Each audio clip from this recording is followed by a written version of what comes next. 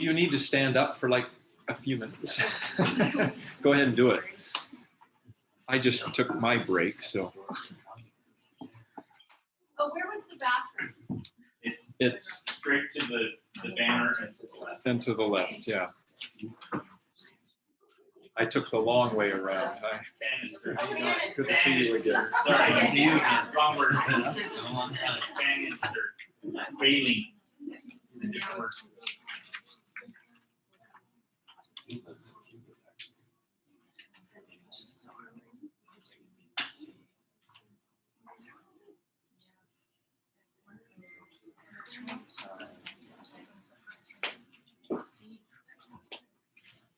It's another one of those.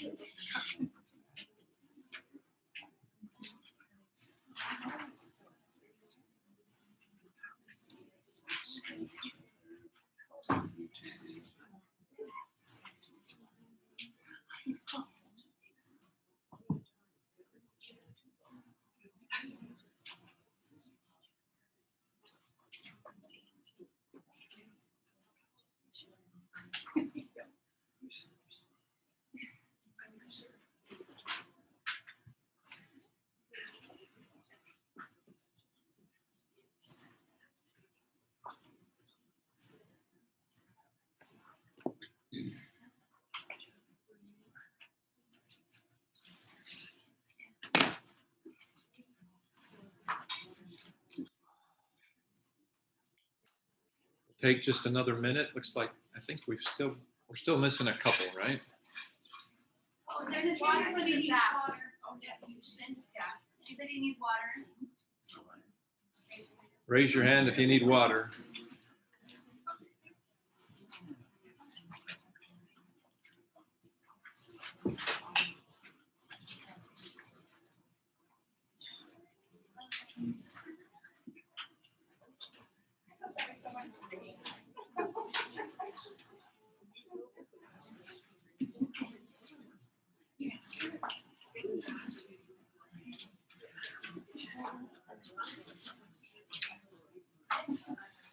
Okay, I think we'll go ahead and get started.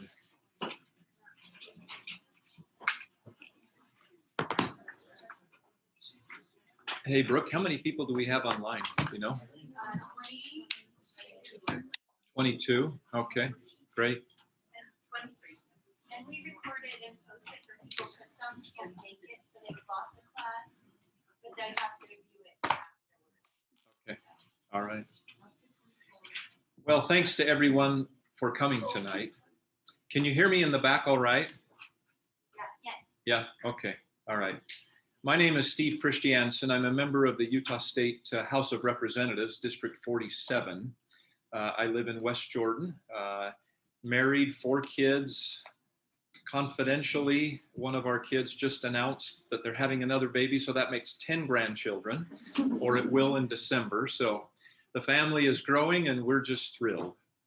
I am a blessed man because of the incredible wife that I have, and our kids are pretty dang awesome too, and the grandkids are even better. Anyway, that's a little bit about who I am, but let me tell you a little bit more. Yeah, I'm just going to go ahead and dive into this. I'll tell you a little bit about this book in just a minute, but just so that you get a sense for who I am and how I think and what's in here, I thought the best way to do that might be to just introduce you to how I vote, okay?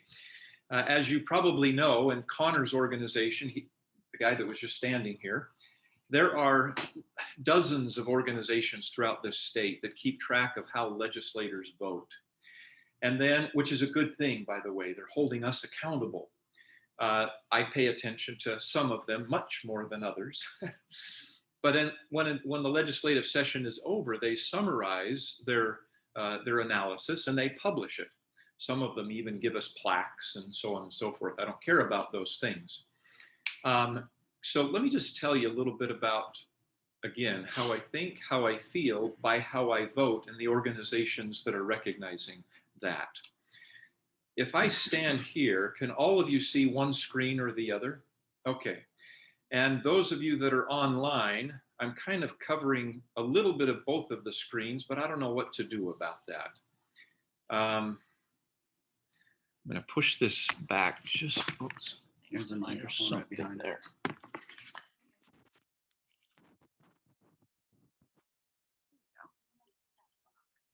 That works. Okay, I'm just going to stay Yeah, right that here in the looks middle. And I think maybe you can see it a little bit better. All right. So at the end of the session, Connor's organization, Libertas, they tallied up all of the results and they awarded 18 members of the state legislature from both the House and the Senate what is called Defender of Liberty. So I am a Defender of Liberty because according to the way I voted, I earned that award, okay? Another one, I also was one of only 3 in both the House and the Senate that received the Guardian of Life Award from Pro-Life Utah, okay? I also received from Utah Taxpayers Association what's called the Friend of the Taxpayer Award, because I am among the top 3 in both the House and the Senate in terms of my fiscal conservatism. Again, according to the way I vote, okay? And then the last one that I just found out about last weekend when I was down in St. George, is a group called Utah Grassroots. And they look to see if legislators are voting according to the principle of limited government, okay? And then they published their results back in June. I just found out about it last weekend, as I said. And there were 2 of us in both the House and the Senate that scored 100%. I couldn't believe it. And I don't pay attention to this. I just vote what's in my heart and what's in my head according to constitutional principles. And this is just the way it ends up coming out. Okay? So that's how I voted in the past. Another way of understanding a little bit about who I am is what am I working on now for the next legislative session? So let me just give you a sense for what those priorities look like. There was a resolution that I sponsored back in the special session in May to ban critical race theory. I appreciate Connor's comment about the whack-a-mole game that we play. We do play that game. Quite honestly, I believe we have to play that game because if we don't play that game, we don't protect your rights. Now, that doesn't mean that we are not solving the underlying problem that Connor was talking about, but I think we have to do both. In order to be successful in terms of protecting you, your rights, your kids, and your families, I think we have to play a little bit of whack-a-mole.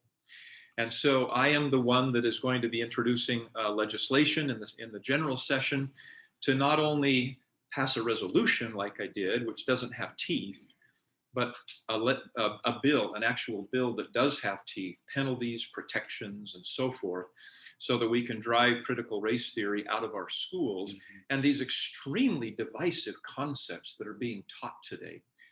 I get, oh my goodness, I met with a group of parents, about a dozen of them, that attend the Murray School District this last week. And the stories that they told, they break my heart.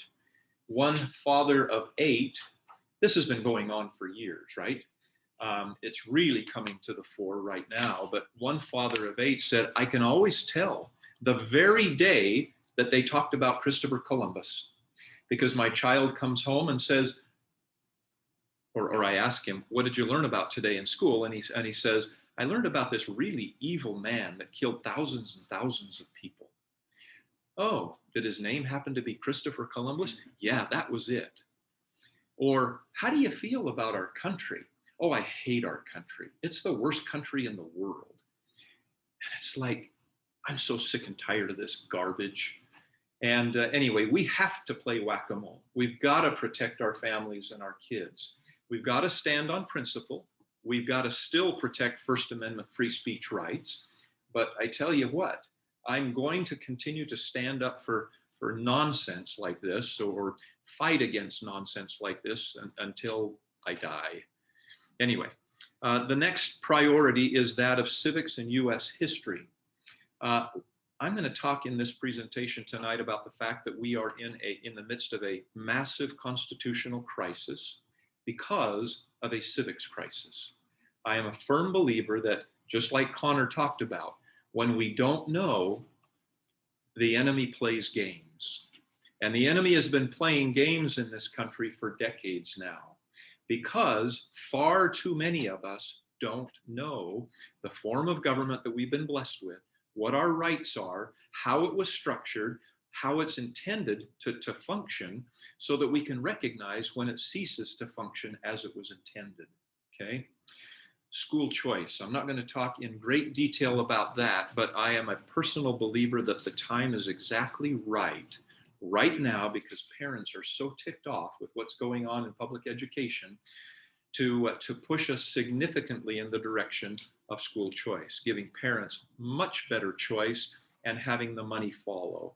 No strings attached, and that's key. Okay. Election integrity. I was in Maricopa County, Arizona, just about a month ago. I was observing the audit that's taking place down there. And I'm just a big believer that, number one, the most fundamental right that we enjoy as citizens in a constitutional republic is the right to a free and fair election. And if we don't have a free and fair election, we don't have a constitutional republic. And I am also a big believer that we just experienced one of the most fraudulent elections in our history. You don't have to agree with me, by the way. I've just done a ton of studying. And by the way, we're working with individuals right now here in the state of Utah and a few from outside of the state of Utah doing analysis on our own data. And soon you will be learning that we may have bigger problems than we thought we did. In Utah, yes. So I'm going to be pushing for an audit, a forensic audit, in at least a few of our biggest counties. And I'm also then going to be introducing legislation in the general session to reform our election laws so that we protect them and secure them more effectively. The next one is one of my favorites. I just met with a wonderful man this morning. We're going to be working together. And I just realized 2 or 3 months ago that in 5 years, 2026, we're going to be celebrating the 250th anniversary of the Constitution, or the Declaration of Independence. And it just dawned on me, oh my gosh, this is a perfect opportunity.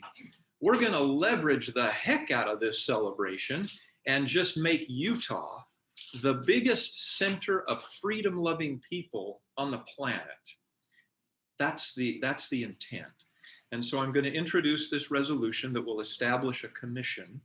And this commission will be made up of wonderful people throughout the state. And we're going to be working over the next 5 years to prepare for 2026 and make that a huge year in support of this great country of ours. And then finally, I believe that we pay too much in tax. And I could go into a whole lot more detail there, but I won't. So the next question, if that's who I am, why am I the way that I am? Why do I think the way that I think? Why do I have in my heart this deep and abiding love for this country of ours? A lot of it I attribute to 2 people. One of them is this man right here, and he happens to be my father. And he just passed away in March of this year. He was a 2-star general in the United States Army Reserves, activated a couple of times, Berlin crisis and the Korean conflict. But man, oh man, was he a patriot, still is a patriot. And he's just literally my hero. And if you ask yourself the question, what can I do to help my kids learn and appreciate the country in which we live? Be like my dad. You don't have to be a 2-star general. You just have to love this country. You have to be up on current events. You have to know, generally speaking, our civic history, right? Our US history and civics. You need to know that stuff and engage in conversation. I can't tell you how many conversations we had about issues that were taking place in the world and how they just didn't quite square with constitutional principles. You can do those kinds of things, just like my dad did. And not to take anything away from my mom, she was equally the patriot. She loved this country through and through. There was a flag flying in front of our house every day. that one little subtle thing made all the difference in the world for me. Why do we have a flag flying at our house? Because my parents did, right? So anyway, that's in part why I am the way that I am. Okay, this book. It's a little book, about 100 pages long. I wrote this book, as you'll see here in just a second, last year as part of my re-election campaign. Started in January, finished in June, just working a few hours on the weekends, sent it off to the publisher. 15,000 copies arrived at our house the first week of September. And thanks to my wife's incredible help and a small army of volunteers, 12,500 copies of that book were distributed within the following month, leading up to Election Day. Every household in my legislative district got a book. And it was the kind of feedback that I've gotten from my constituents has been quite remarkable. Not everybody liked it. Some people absolutely hated it, and I wouldn't be surprised if a lot of these just ended up in the garbage. That's okay. But anyway, yeah, that's the origin of this book. The why behind this book is because I feel the way that I do and I think the way that I think. I love this country. And I firmly believe that if people understood what we have, why it's structured the way that it is, they would vote differently. They would make different decisions. I fundamentally believe that. Probably not everyone. But if they understood the foundational principles, they would make different decisions. And we're going to talk about those foundational principles tonight. I also have a weekly podcast, same name, Restoring Liberty. It's available on Rumble. It's about 1 hour long, and I spend about 15 hours a week just consuming. On Saturday, I spend about 5 hours organizing, synthesizing, recording, editing, posting, and so that you can spend 1 hour a week just being brought up to speed, okay? My primary focus is on national and international issues, a few Utah issues. And anyway, that's the podcast. Video, as I said, is on Rumble. I used to have it on YouTube, but they deleted one of my episodes, and so I said, forget it. And then it's also available in audio form on Podbean, Apple, Google. Okay? All right, very good. I talked about a civics crisis. Look at these numbers and you'll believe me. These are national numbers. Only 26% of Americans could name all three branches of our government. Yeah. I know I'm talking to the choir here, right? But this is the reality in the world that we live in. This is why we have the policies today that we have, right? 33% cannot name even one of those three branches.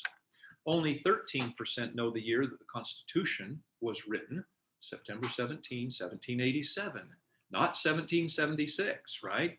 There's an important distinction there. Only 36% could pass the US citizenship test. And by the way, you only have to get a 60% passing score. Of greatest concern to me is that this is a generational issue. 74% of senior citizens could pass that test right now, no study. However, only 20% of those age 45 and younger could pass that same test. Nationally, only 7% of high school graduates could pass the test. Here in Utah, I'm guessing it's higher because we have a requirement that they have to be able to pass that test in order to graduate. But anyway, we still struggle in Utah as we do throughout this nation. This is just an example, an indication that we're in the midst of a critical civics crisis. We simply don't know. And this civics crisis has led to a constitutional crisis. We're now going to talk for the rest of this time about this crisis as presented through constitutional principles and a comparison to today's reality, okay? But before I do that, let me just share a metaphor with regard to this constitutional crisis. How many of you remember the Teton Dam disaster Yeah. I'll be 60 this year, and I remember probably when I was about 15 years old, I'm guessing is when that happened. Within days of the completion of the construction of the Teton Dam, it began to fail. If you look on the left-hand side of that picture, there's this kind of little skinny dark spot, right? That's the beginnings of the failure right there. And then within days, this is what happened. It was anticipated once they saw the failure and they knew that there was no saving this thing. And so they told everybody downstream, get out of the way, get out of the way.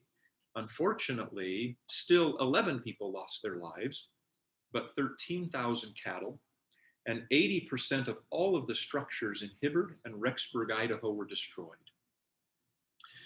Now, why did I call this a metaphor? I'm going to put the Constitution right on top of the dam. Why did I do that? It's our foundation. It's the foundation. Protects us from all the things that they want to do that are destructive. Yes, it protects us from the destructive power that is on the other side of that dam. Government is power. It's intentionally power, enforcement power, right?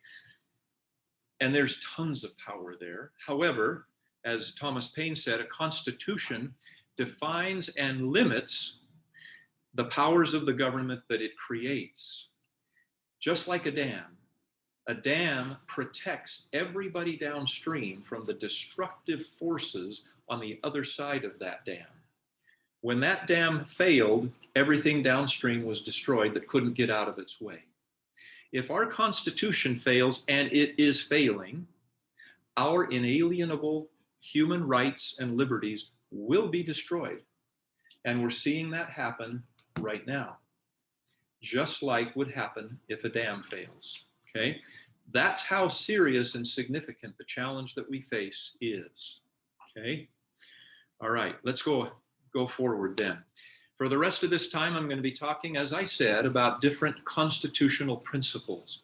These are principles that our founding fathers not only believed in, but they applied them when this nation was founded, when the Constitution was established, our form of government.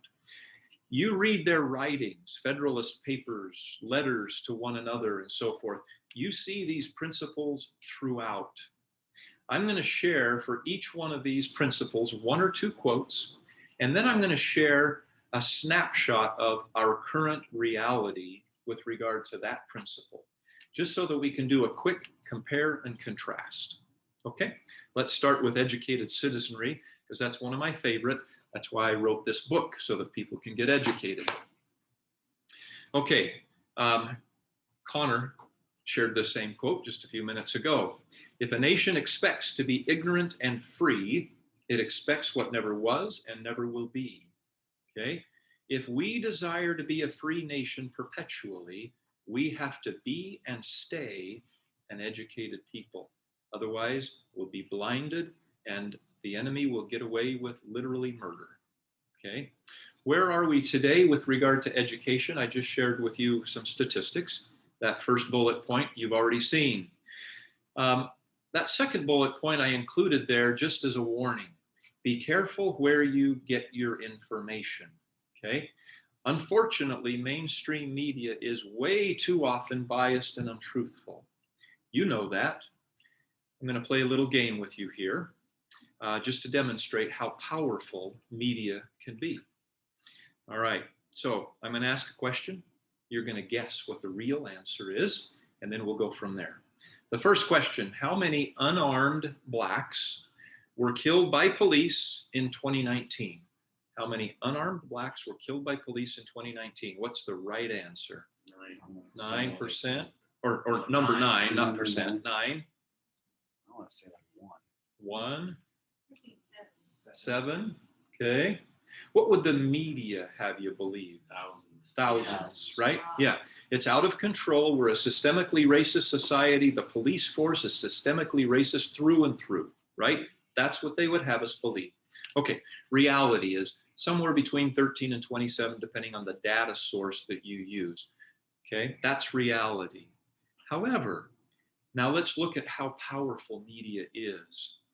For those who identify as very conservative, 80% of them said that the right answer is 100 or less. And that was the smallest option that they had, okay? Those who identify as very liberal, 53% of them said that the right answer was 1,000 or more. And 20% of them said that the right answer is 10,000 or more. Yeah, the power of media, okay? Next question, what percent of people killed by police are blacks? Now we're talking percents. What percent of people killed by police are blacks? By the way, hint, adult black population in the US is between 12 and 13%. So the number is going to be around that, maybe higher, probably higher. I'm going to give you another hint. Blacks tend to congregate and live in more urban areas. Whites tend to congregate and live in more suburban and rural areas. The violent crime rate in urban areas is 60 to 125% higher than in suburban and rural. So I've given you kind of some help here. What's the real answer? What's reality? What do you think? 50%, 40%. 50? I think it's 18. 18? 40%. What'd you say? 40. 40? 15. Okay. You're all pretty close. Reality is 25%. Okay. It's still a big number. Those who are conservative or very conservative say that the answer is 42%. So still, conservatives believe that the number is actually higher than it really is. Those who are liberal or very liberal say that the answer is almost 60%. Okay. Last question. What percent of people with COVID are hospitalized? Not deaths, hospitalization. What percent? What's that? 1%. 3%. 1%. 1%. 1%. Yeah. Okay. 1%. Or less than. Reality is between 1 and 5%, depending on the demographic group. Okay? Now, the perception, however, driven by media, Republicans, 46% of them say that the right answer is 10% or fewer. Pretty darn close. But look at this one. This one just blows my mind. 41% of Democrats say the right answer is 50% or more. Yeah. No wonder they thought Donald J. Trump was a crazy man, right? Because he wouldn't wear a mask. Anyway, that's the power of media. They have an agenda and they drive the agenda. So be careful. Be careful with the media choices that you make. One of the best media sources that I use is one called Epoch Times. Do any of you use that one? That's a good one. At least I think so. You draw your own conclusions, but there are many, many others out there. Okay. All right.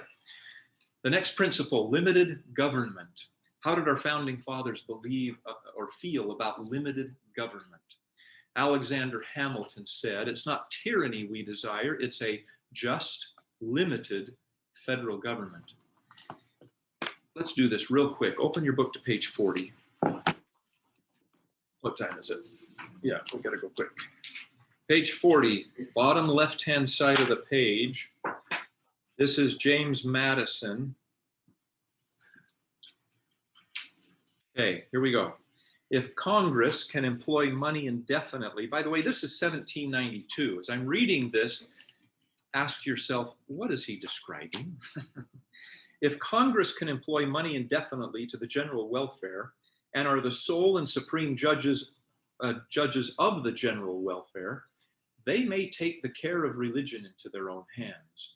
They may appoint teachers in every state, county, and parish and pay them out of their public treasury. They may take into their own hands the education of children, establishing in like manner schools throughout the Union. They may assume the provision of the poor. They may undertake the regulation of all roads. In short, everything from the highest object of state legislation down to the most minute object of police would be thrown under the power of Congress. And were the power of Congress to be established in the latitude contended for, it would subvert the very foundations and transmute the very nature of the limited government established by the people of America. What did he just describe?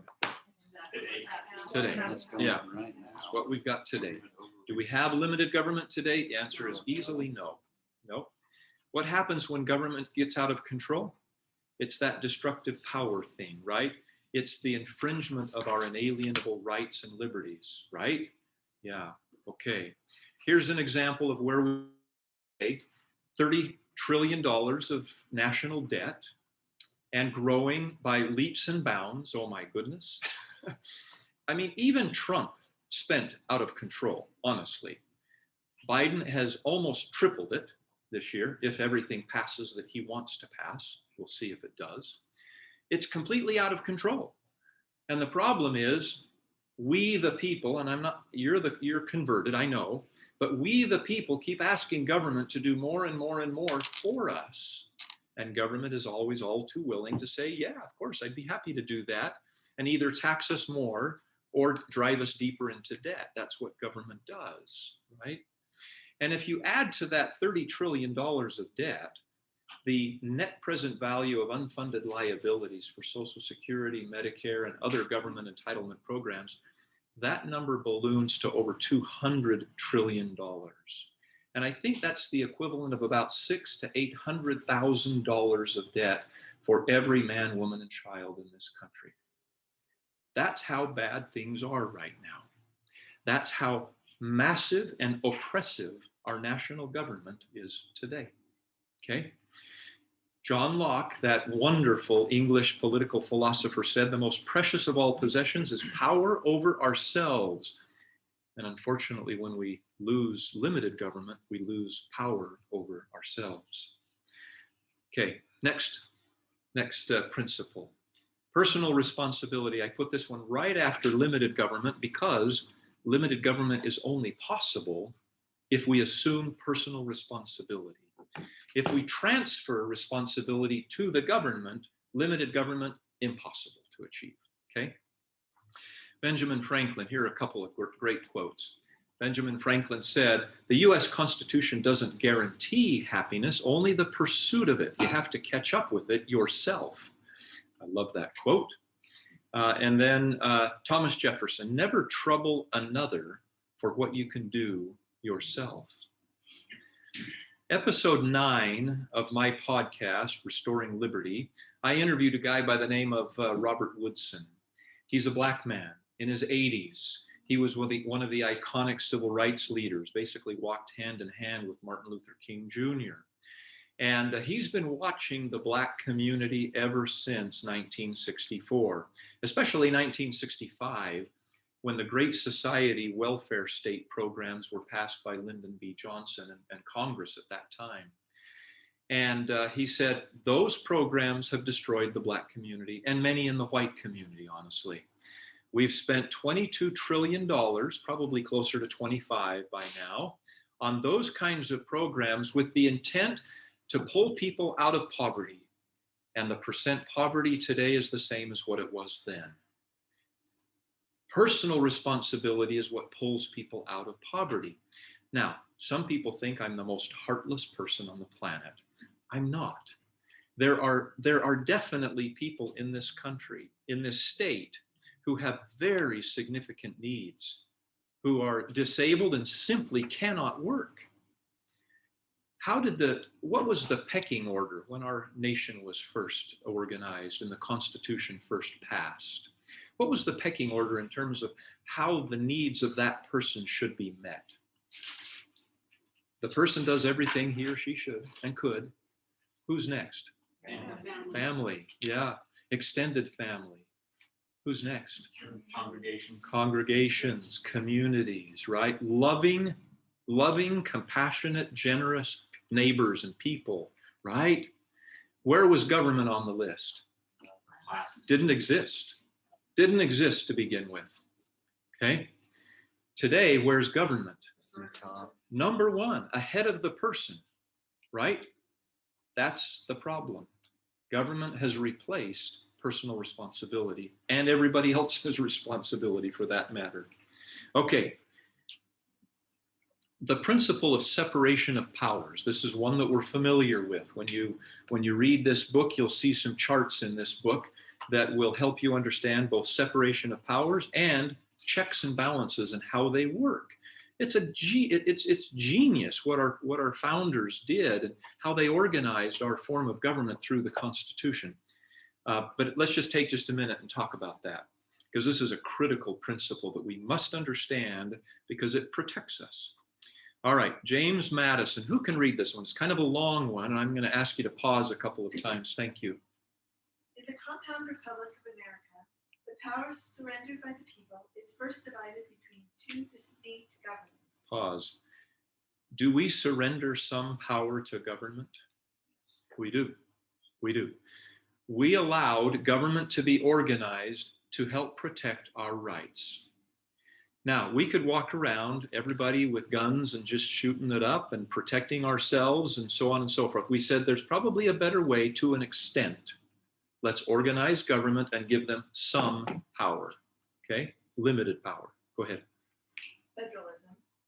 And then the portion allotted to each, subdivided among distinct and separate departments.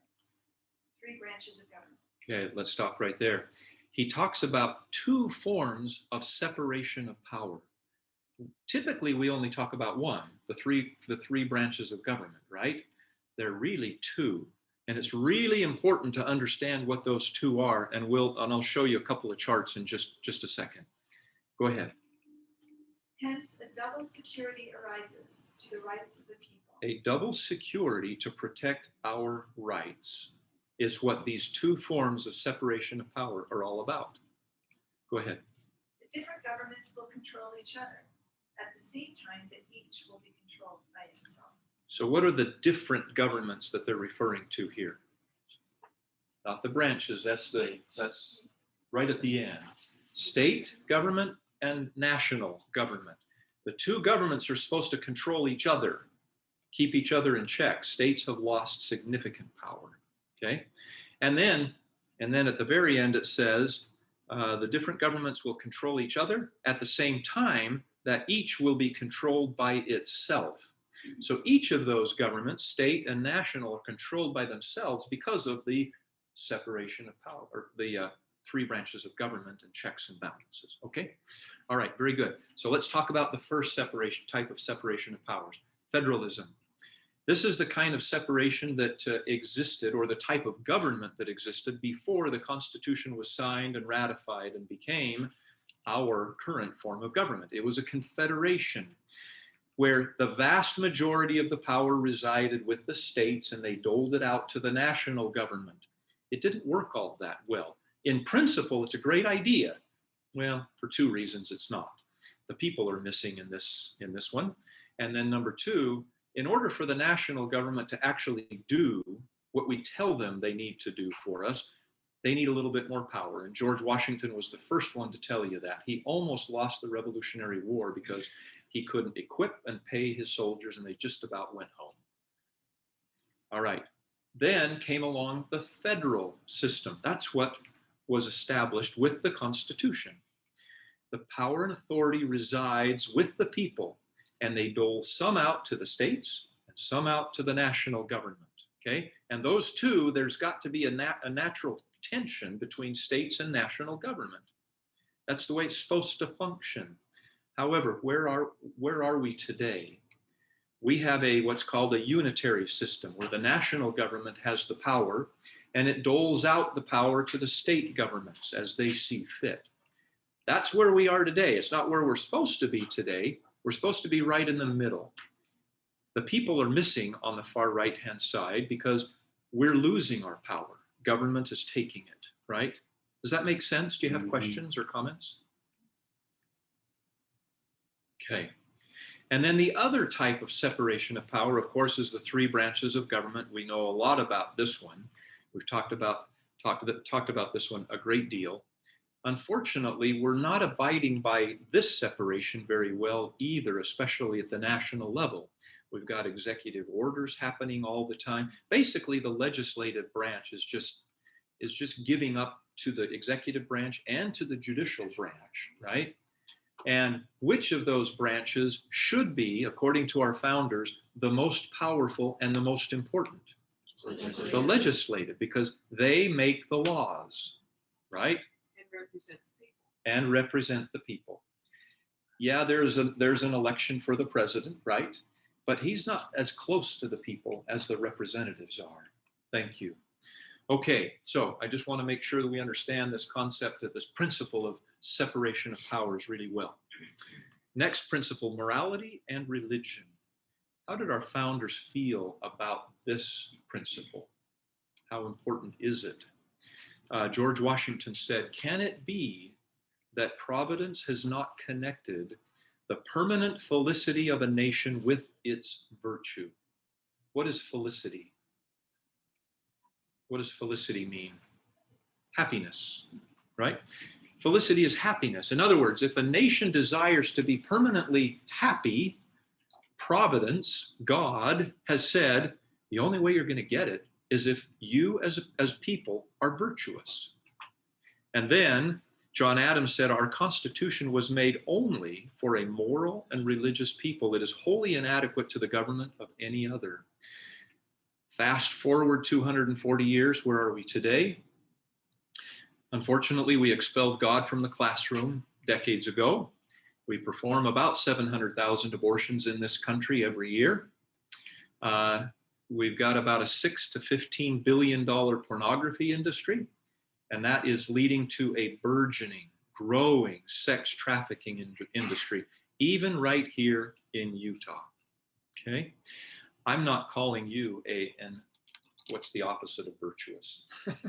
An immoral people, right? Generally speaking, though, we're losing our virtue, and therefore we're losing God's blessings and the kind of government that will protect our rights. All right, patriotism. Here's another really important one. This quote, Alexander Hamilton. Who can read this? I just love this one. Thank you, sir. The love for our native land strengthens our individual and national character. Have you thought about that? If I love my country, it strengthens my individual character. And if we collectively love our country, our national character is strengthened. It's powerful. Where are we today? Unfortunately, there are too many that kneel instead of stand, or burn instead of fly. And the statistics will say that 45% of Americans are extremely proud to be Americans. And that's down from 70% just 18 years ago. We're slipping in our patriotism. As we're going through these principles, I invite you to keep asking yourself the question, okay, all this information is great, but what can I do? What can I do about it, right? Well, it's simple. Be educated and stay educated. Live a moral life. However you define that. Whoever God is for you, keep him or it or whatever it is, number one in your life, and teach your children to do the same. Love this country. Speak positively about this country, even though we do have our challenges, right? All of these principles you can positively impact by decisions that you make and decisions that I make, okay? All right, the rule of law. How are we doing on this one? John Locke, that same English philosopher, where there is no law, there is no freedom. Okay, sounds a little bit like what I taught my kids, but we replaced the word law with a different word, right? Where there is no law, there is no freedom. And then Thomas Paine said, you cannot undermine police authority and then complain about rising crime.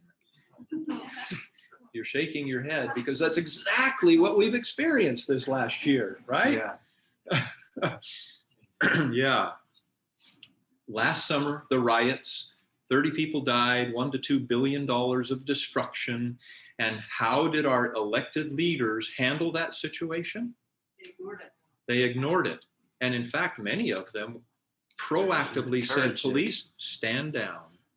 Stand down, let it happen. And they went even further to say, let's defund the police. Yeah. Yep, and what has happened to crime in those same large cities around the country? In 1 year, Violent crime increased 33%.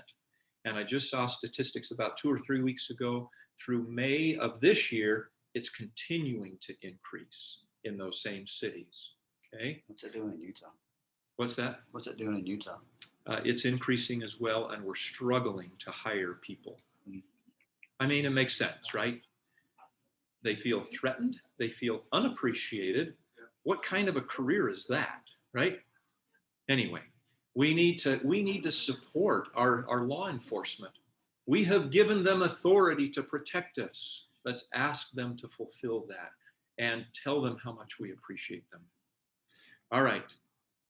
Capitalism and the free market system. Let's go ahead and read this. Thomas Jefferson. Who can read this one? Yes, sir. A wise and frugal government shall restrain men from injuring one another, shall leave them otherwise free to regulate their own pursuits of industry and improvement, and shall not take from the mouth of labor the bread it has earned. This is the sum of good government. Yeah, okay. I agree. If our economic system could function as he just described it, we would have far fewer problems. The price of goods would be far lower. Thousands and thousands of regulation just add cost to that entire economic system. Yeah, I was going to make a comment. Let's keep going.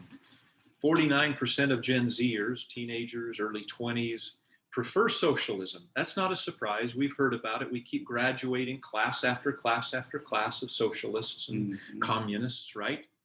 That's that civics and US history education crisis that we face. But that number is up from 40% just a year ago. That's a massive increase in 1 year. 49% of the total population believe that a complete change of our economic system is in order. Okay. Question for you. Have you heard of the man by the name of Adam Smith, who wrote the book, The Wealth of Nations? Does that sound familiar? Yeah. Adam Smith was a contemporary of our founding fathers. You know what year The Wealth of Nations was published? Probably not coincidentally, 1776. 1776. The principles that undergird the free market system are essentially the same principles that undergird our form of government, right? And they both occurred at the same time. If you don't think God didn't have a hand in that, think again, right? He desires his people to be a free people, to love one another, to care for one another, and to limit the power of government. Okay, free and fair elections. How are we doing on this one? All right, let's read, I think this is Samuel Adams. Yes, Samuel Adams. What did he say about the importance, the sanctity of the vote? Who can read this? I can read it. Thank you, sir. Let each citizen remember that at the moment he is offering his vote, that he is executing one of the most solemn trusts in human society, for which he is accountable to God and his country. Do we think about our right to vote that way? It is a sacred responsibility that we have, and privilege, right? And if we lose it, we lose our form of government. We lose the protections that our government provides. I've said what I believe, that we've just experienced one of the most fraudulent presidential elections and perhaps other down-ticket elections in the history of our country. And the data is beginning to be revealed.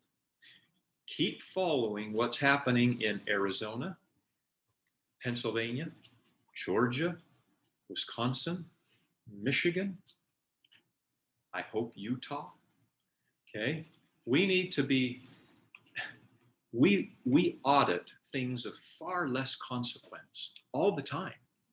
We ought to be auditing elections all the time, just to make sure that they stay pure and clean. That's what I'm fighting for, one of several things.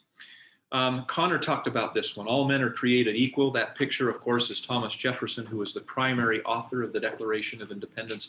That amazing moral document.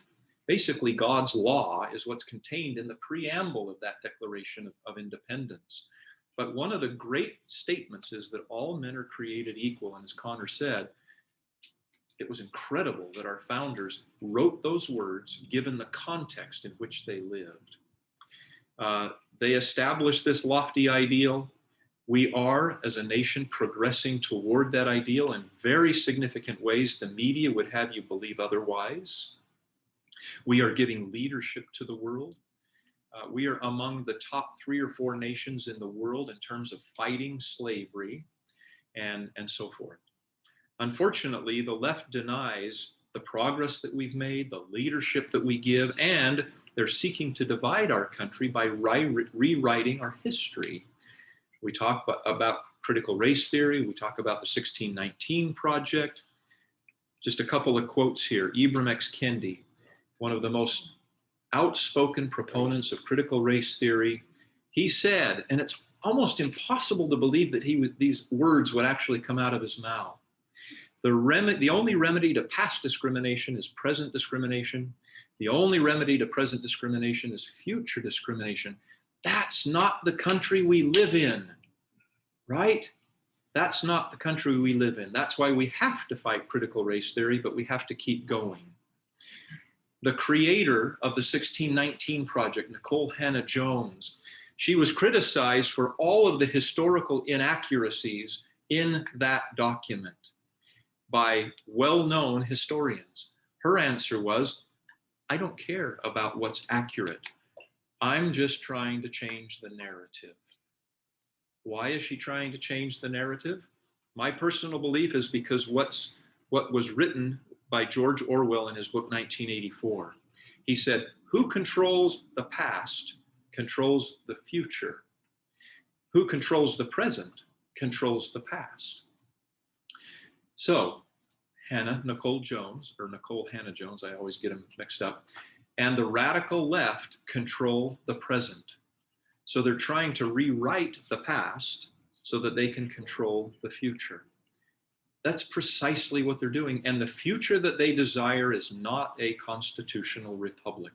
They want to tear down all of our economic, legal, education systems and replace them with Marxism. It's a stated objective. That's where they want to go. Okay, enough evidence. I think it's pretty clear that the dam is failing. The dam is failing, and if it is, what happens to everything downstream? Our rights will be destroyed, and they are being, okay? So what can we do about it? I've already talked about several of these. The power of one. If you ever stop and begin to believe that you cannot make a difference, please don't believe that. I have seen far too many people in this state today making a difference because of what they say and what they're doing. Just coming tonight, you're making a difference, okay? The power of education, both your education and your children's education.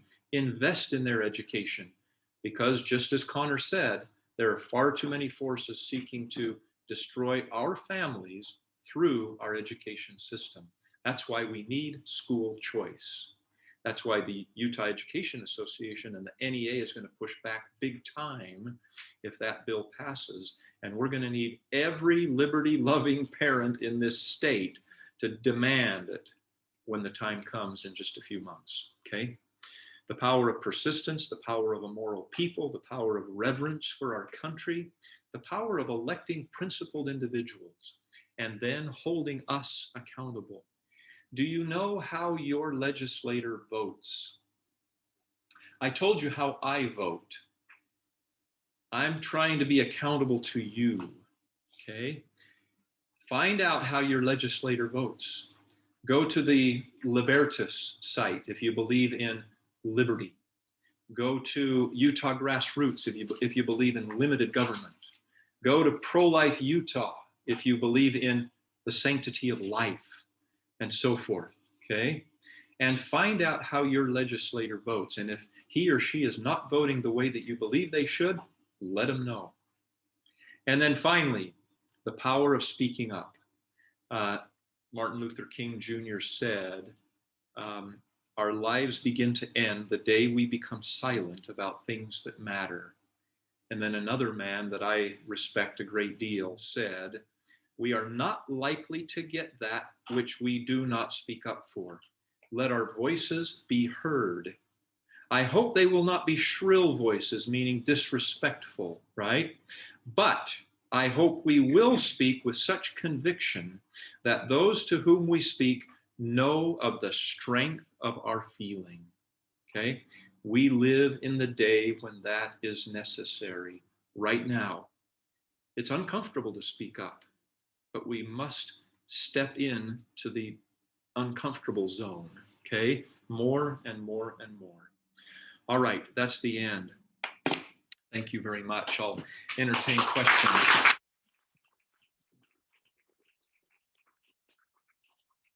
Thank you. Yes, ma'am. Oh, I just have some input on where to find some more sources that I've gone to. And I don't think anybody's familiar with CWIC on YouTube. Quick Show. The Quick Show. CWIC. Yeah. CWIC. And he does a presentation. He's done like 3 or 4 on the critical race theory, what's happening in colleges and universities. Yep. BYU.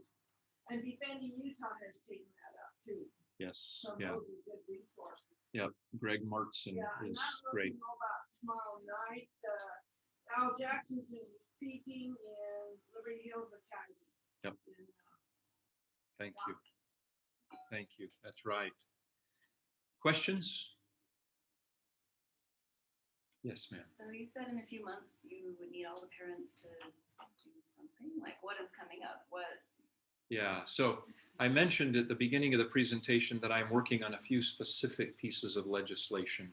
Some of them are going to require a lot of support from parents and other concerned citizens. One is critical race theory. When it's time for that legislation to be introduced and debated and voted on, we need every parent in this state to speak up and say, we demand that those divisive concepts be forbidden. Another one, school choice. You know, this effort is still in its formative stages, but the intent is to introduce legislation in the next session that will offer parents far more choice with money that you've already paid to come along with it, no strings attached. Okay? That's what I mean. When these big bills, these big ideas come for a vote, we need your legislators, your representatives to know how you feel. Another one is election integrity. How do you feel about election integrity? Is it something that you believe we need to deal with here in the state of Utah? Is it? If it is, speak up. Okay? These things are coming very soon in just a few months. Yes. So do we email our representatives? Is that? Email, phone, call them, text them. Yes. Show up at their house if their voice mailbox like mine is right now. Show up at my house, but just let them know. Let them know. Okay. Yes, ma'am. There are some people online who are wondering how they can get a copy of your book. Yeah. So they are available on Amazon.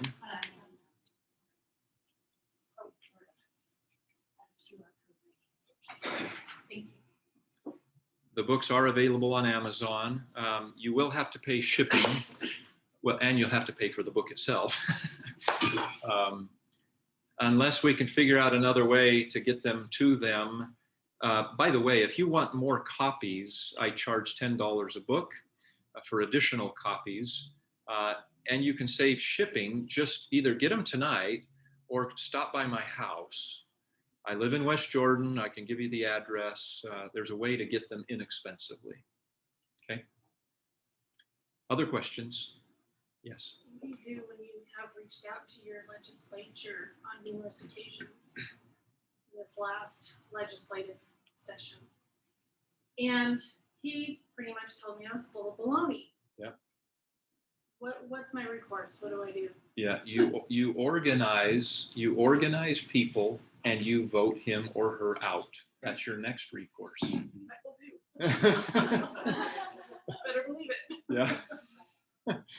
That's right. Yeah. The state of Utah isn't quite as conservative as many of us think that it It's is. not. Yeah. Mhm. Yes. What's your general feeling of, what people are thinking about your legislation? Do you think you'll have a lot of pushback, or do you think you have a lot of support from other legislators? Yeah, it's going to come down to the words on the page, right? It's going to come down to the very specific things that I include in those bills. When people ask me, will you vote for XYZ bill? I said, depends on what the words are on the page. But let's talk about critical race theory. I think that I need to get 50 out of 74 in the House because I think the governor is going to veto it. And so 50 is a tall order. I'm solid conservatives. I know there are 20 to 25 solid conservatives. From there, between 25 to 50, I'm not sure. It depends on how many demands I make in the bill, in the legislation. I'm going to have to give a little bit more than I'd like to give. Well, I just have a question about that. So, are you aware of which 20 or so are pretty good? Yep.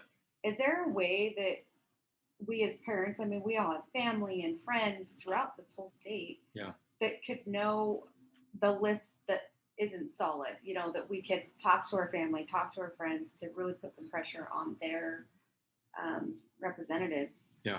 For these go to things? one of these organizations. Go to Utah Grassroots. I kind of like that one. I didn't know they existed, but go there, utahgrassroots.org, and look it up, because they show every legislator, and their guiding principle is limited government.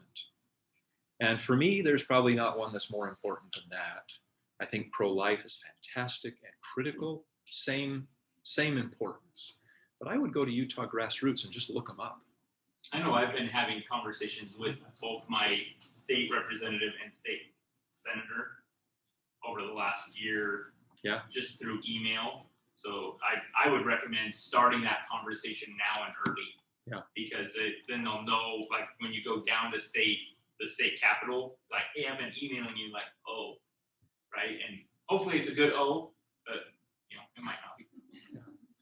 Thank you very much. I think my time is up. Yes, it is. Okay. I've really appreciated this opportunity. Thank you for your engagement and your passion. You're awesome. Keep it up.